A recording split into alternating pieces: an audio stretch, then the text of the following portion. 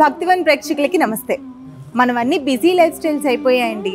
So దేవుడి విషయంలో, భక్తి విషయంలో కూడా మన ఇళ్ళ దగ్గరలో ఉన్నటువంటి గుళ్ళకు వెళ్ళడం, దేవుడిని నమస్కరించుకోవడం మన డైలీ పనులు మనం చూసుకోవటం అవుతుంది.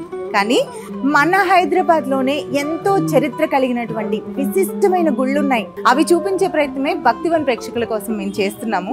సో ఈ గుడి పర్టికులర్గా ఈరోజు మేము ఉన్న గుడి ఏంటంటే సంగం రామ్ లక్ష్మణ్ టెంపుల్ అంటారు. మీలో చాలా మందికి ఈ గుడి గురించి తెలిసే ఉండొచ్చు, తెలియని వాళ్ళు తెలుసుకుందరు. కానీ చాలా విశిష్టతలు ఉన్నాయి. ఇక్కడే మాట్లాడుకుంటే ఎలా, లోపలికి వెళ్ళి తెలుసుకుందాం. నాతో పాటు మీరు కూడా రండి.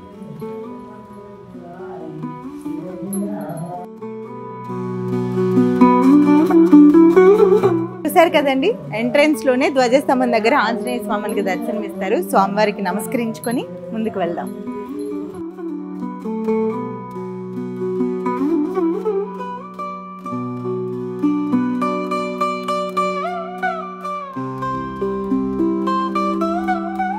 భవనే మంగళహారి త్రిబాహు దశరథ యతిరి బిహారీ రామ్.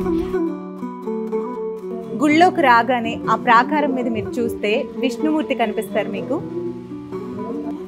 ప్రతి గుళ్ళో మనకి ఇలా కనిపిస్తే కదండి, గుడి చుట్టూతో కూడా ఇలా ఈ ఆకారం కనిపిస్తుంది. సో దీని పేరేంటి, ఇవెందుకు గుడి చుట్టూ ఇలా ఉంటాయి అనేది మీకు తెలిస్తే కామెంట్ చేయండి. నేను కామెంట్స్లోకి వచ్చి మీకు తెలియకపోతే నేనే ఆన్సర్ చెప్తాను. చూస్తున్నారు కదండి, రాముల వారు మీసాలతో మనకి ఇక్కడ మాత్రమే కనిపిస్తారు. అది ఎందుకు అనేది ఇప్పుడు మనం మాట్లాడుకుందాం. మీసాల రామయ్యని ఈ రూపంలో భారతదేశంలో మనం ఎక్కడా చూడలేం. కారణం ఏంటంటే అప్పర భక్తుడు రామదాస్ని భద్రాచలంలో రాముల వారికి ఆలయం కట్టిన కారణంగా తానీష బంధించి గోల్కొండ చెరసాలలో పెట్టినప్పుడు ఆయన్ని విడిపించడానికి రాముల వారు సైనికుడి వేషధారణలో నాణాలని చెల్లించి తీసుకువెళ్ళడం జరుగుతుంది. అప్పుడు రామదాసు విజ్ఞప్తి చేసుకుంటాడు, మీరు ఏ వేషధారంలో అయితే వచ్చి నన్ను కాపాడారో అదే వేషధారంలో ఇక్కడే కొలువై ఉండండి అని. ఆ కారణం చేతే రాముల వారు మీసాల రామయ్యగా ఇక్కడ కొలువు తీరారు. అది మీసాల రామయ్య వెనుక ఉన్న కథ.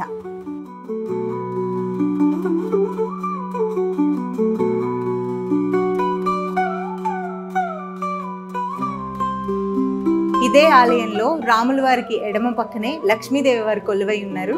మీరు చూడొచ్చు క్లియర్గా, ఎంత కళగా ఉన్నారు, ఎంత చక్కగా. లక్ష్మీ కళ అంటే ఇదే అనుకుంటా.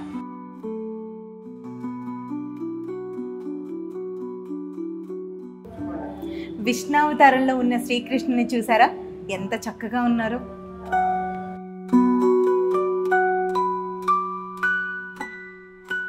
చూసారు కదండి, నిత్యం ఇక్కడ యజ్ఞ యాగాదులు జరుగుతూనే ఉంటాయి. మరొక ప్రత్యేకత ఈ ఆలయం గురించి మీకు చెప్పాలంటే, ఈ రోజుల్లో అప్పుల బాధల్లో కూరుకుపోయి సతమతమవుతున్న వాళ్ళు చాలామందే ఉన్నారు. అలాంటి వాళ్ళు కనుక ఒక్కసారి ఈ ఆలయానికి వచ్చి 21 ప్రదక్షిణలు చేస్తే అప్పుల బాధల నుంచి బయటపడతారనేది ఇక్కడ ప్రతీతి. సో అందుకనే అప్పులు తీర్చే రామలక్ష్మణుల ఆలయం అని కూడా ఈ ఆలయాన్ని అంటారు.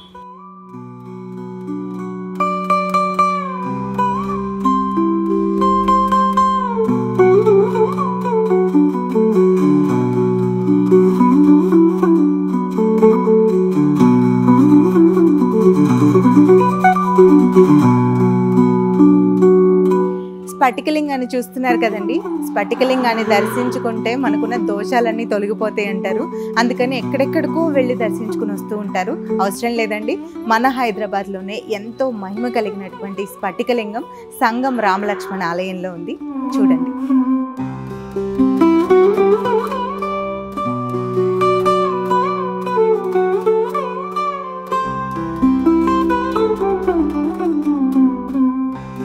ఈ చెట్టును చూసారా, ఈ చెట్టు నిండా నాగమల్లి పూలు ఉన్నాయి. మీకు ఇప్పుడు నా చేతిలో ఉన్న నాగమల్లి పూని క్లియర్గా చూపిస్తాను. చూడండి, ఎంత అద్భుతం అండి. పడగ ఆకారంలో ఈ పడగ విప్పితే లోపల శివలింగాకృతి, అదొక పుష్పంలో మనకు లభించడం అంటే ఎంత గొప్ప విశేషం. అసలు చాలా అద్భుతమైన సృష్టి ఇది. ఈ ఆలయంలో గోశాల కూడా ఉంది. మీరు వస్తే తప్పకుండా చూడండి.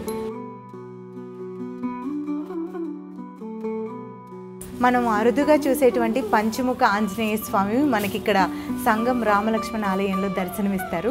మీరు ఇప్పుడు అదే చూస్తున్నారు.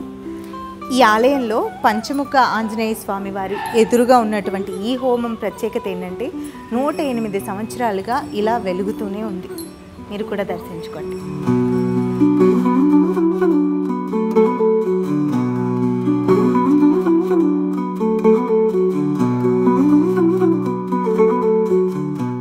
సంగం రామలక్ష్మణ ఆలయంలో 16వ పీఠాధిపతుల వారు ఈ ఆలయ ప్రత్యేకతల గురించి స్వయంగా చెప్తారు.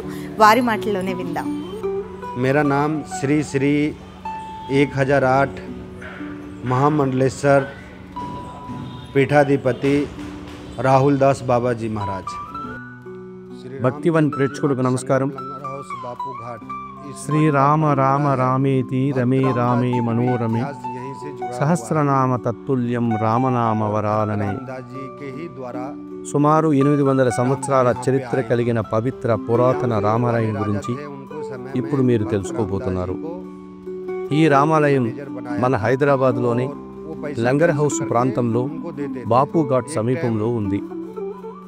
ఈ రామాలయాన్ని సంగం రామ మందిర్ అని, శ్రీ విజయరాఘవ స్వామి మందిరమని, మీసాల శ్రీరామచంద్రమూర్తి ఆలయమని, అప్పులు తీర్చే రామ మందిరమని పలు రకాలుగా భక్తులు కొనియాడుతుంటారు. ఈ ఆలయ స్థల పురాణాన్ని పరిశీలిస్తే నవాబుల కాలంలో గోల్కొండను పరిపాలించిన తానీసా ప్రభువు కాలంలో జరిగిన ఉదంతమిది.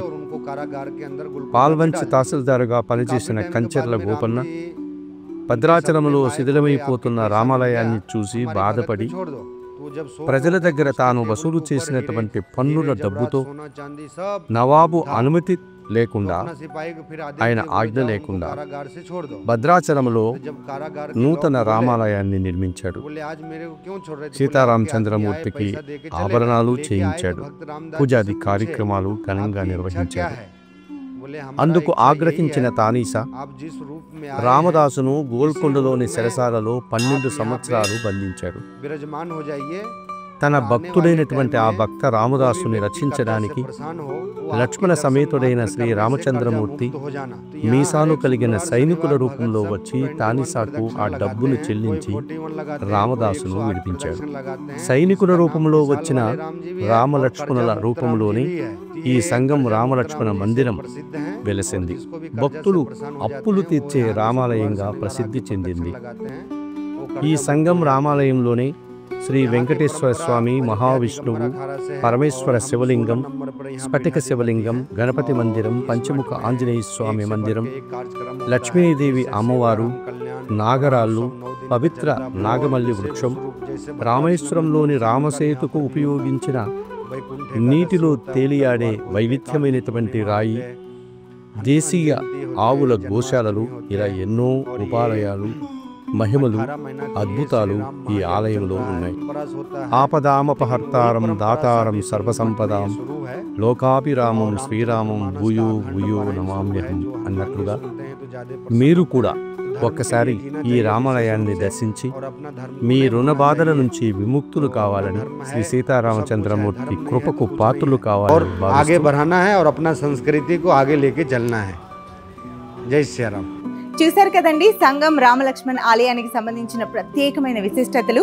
సో మీకు చూపించే కారణంగా మేము కూడా రాముల వారిని దర్శించుకొని తరించాము. మీరు కూడా ఈ బిజీ లైఫ్లో తీరిక చేసుకుని ఒకసారి వచ్చి రాముల వారిని దర్శించుకొని వారి ఆశీస్సులు పొందాలని కోరుకుంటున్నాను. ఈ ఆలయానికి సంబంధించిన లొకేషన్ని డిస్క్రిప్షన్లో క్లియర్గా ఇస్తున్నాము, ఒకసారి చెక్ చేయండి. అలాగే మరిన్ని విశిష్టతలు కలిగినటువంటి ఆలయాలని ముందు ముందు మీకు భక్తివన్లో పరిచయం చేయబోతున్నాను. సో భక్తివన్ ఛానల్ని సబ్స్క్రైబ్ చేసుకోండి. నమస్తే.